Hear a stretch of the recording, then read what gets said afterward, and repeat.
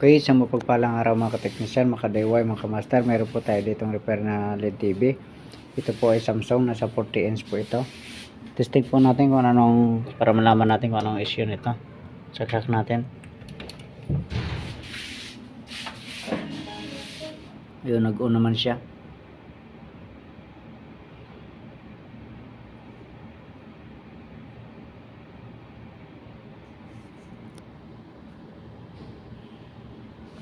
So, parang walang backlight.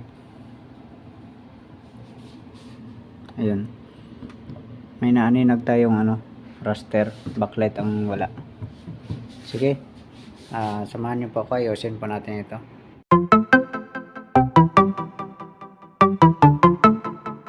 Okay, ito. Mali, nabuksan na natin. So, dito tayo mag troubleshoot sa backlight. Tanggalin muna natin to. Ito, bali kita natin ito na putol capacitor. Ito pinalitan natin. Tapos yung mga jumper dito na lang tayo nag jumper sa kabila. Yan.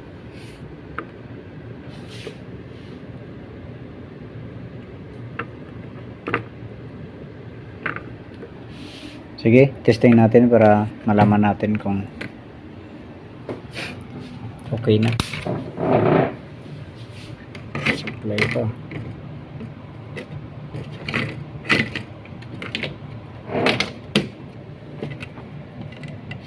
Saksak natin yung backlight.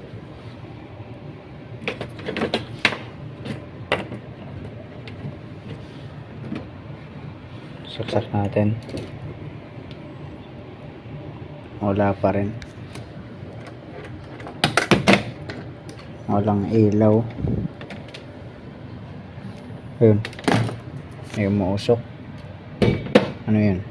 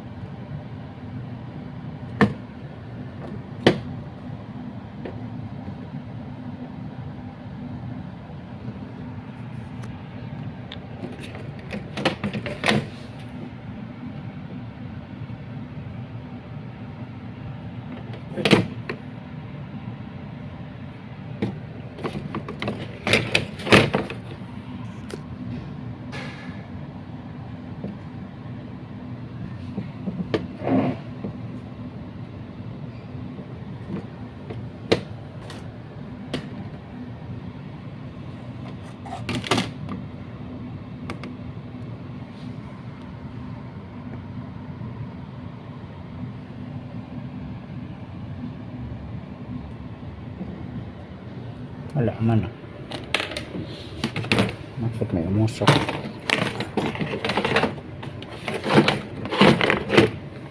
Saksak natin ulit.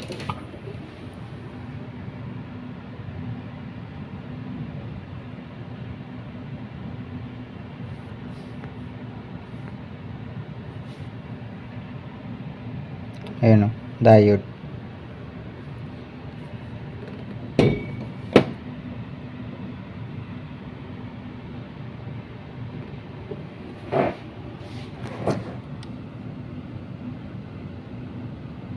Grounded ang diode. Okay. Pero pag i-check natin yung chinek ko kanina itong backlight na to.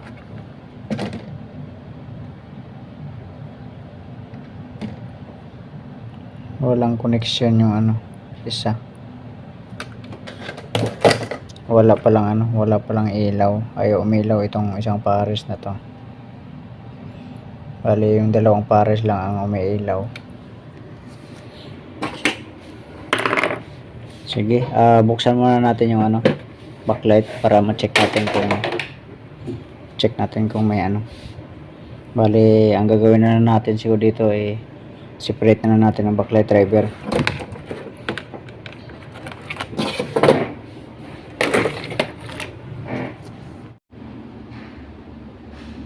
Ito, natanggalan natin ng LCD. So ito ang kanyang backlight. Check natin kung saan ang may sira dito.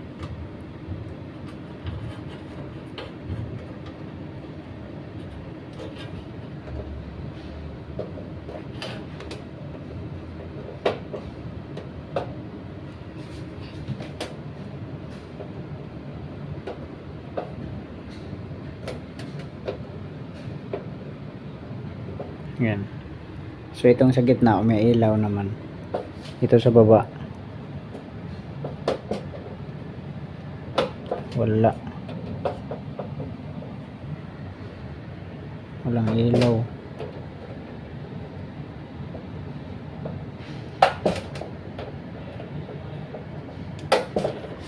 Dito sa kabila.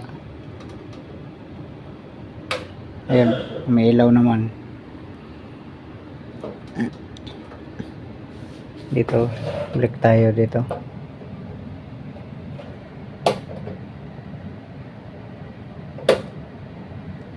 Oh, wala.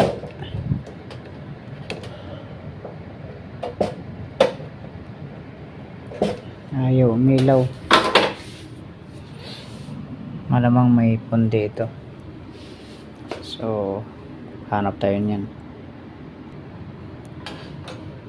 Ito, may nahanap tayo. Check natin to. Ayun na may ilaw. So ipalit natin dito.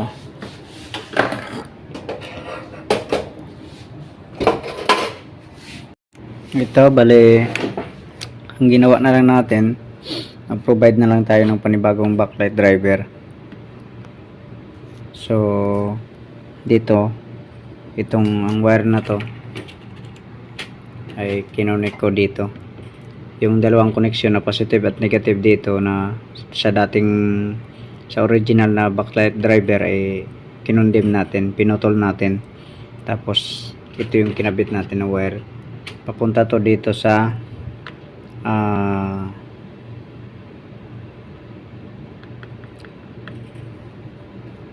papunta sa kanyang backlight driver ang isang wire, tapos yung isa pumunta dito sa relay.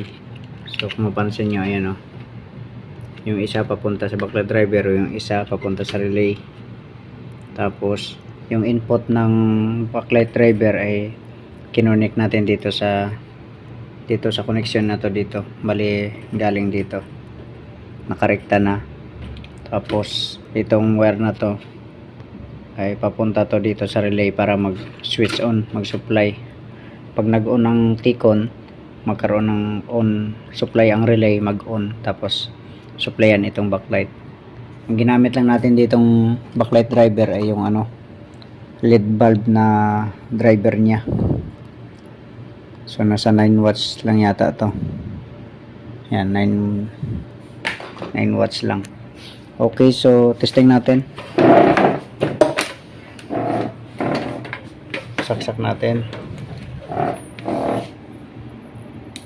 Ayun, pag on ng back T-con, mag-on din ang relay, ilaw ang backlight. Ayan. So ikabit natin ang ang kanyang LCD. Bali ang kanyang kasi backlight driver bumigay na rin. So nag-spark kasi dito kanina Tapos sa palagay ko ay may tama na rin. Dahil ang isang doon kanina is shorted, itong wire na tong dalawa. Okay, sige, kabit na natin ang LCD. Ito, nakabit na natin ang LCD. Okay, saksak natin.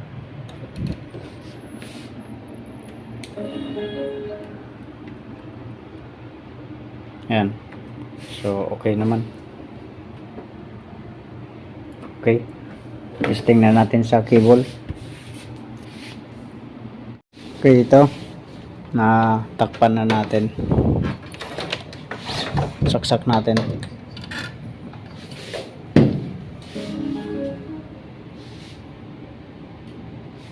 Kabit natin ang cable.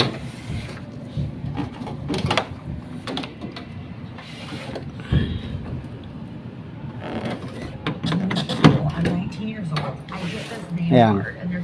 So okay naman ang picture.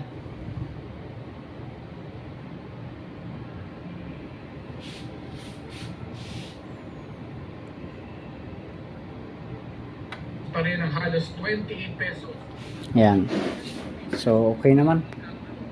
Ganda naman ng picture. Okay, sige. Hanggang dito na lang video natin. God bless po sa inyong lahat.